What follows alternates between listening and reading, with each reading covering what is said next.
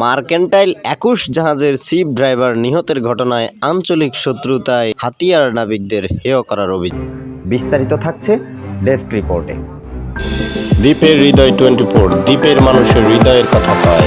গত 25 April mercantile ২১ জাহাজের chief driver Mostafa Kamal নিখোঁজ হন। নিখোঁজ হওয়ার পর অন্য সবার সাথে হাতিয়ার নাবিকরাও আন্দোলনে সোচ্চার ছিল। এমনকি ১৪ জন আসামি পুলিশের হেফাজতে পাঠানোর পর তাদের সঠিক শাস্তির দাবিতেও হাতিয়ার নাবিকরা সোচ্চার ছিল।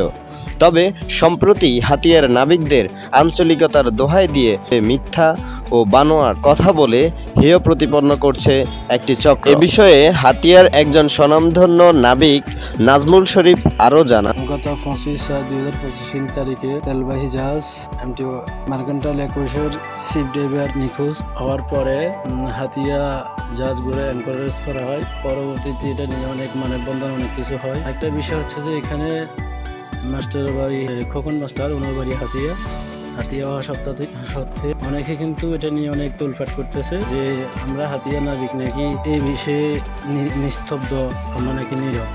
আসলে আমরা নীরব না, আমরা তো আইনের প্রতি শ্রদ্ধা রেখে আমরাও চাই সঠিক তদন্তের মাধ্যমে অপরাধীকে শাস্তির আওতায় আনা হোক। তো এখানে দেখতেছি এক শ্রেণীর লোক আঞ্চলিকতা এবং বৈষম্য সৃষ্টি করতেছে যে হাতিয়ার নাবিকরা নাকি এই বিষয়ে অবগত, এরা নাকি হাতিয়ার নাবিকরা নাকি নিঃশব্দ নীরব।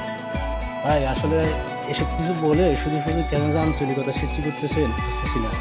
তো সবাই সাবধান হয়ে যান ভাই, এরকম আঞ্চলিকতা এবং বৈষম্য সৃষ্টি করবেন না। ধন্যবাদ সবাইকে।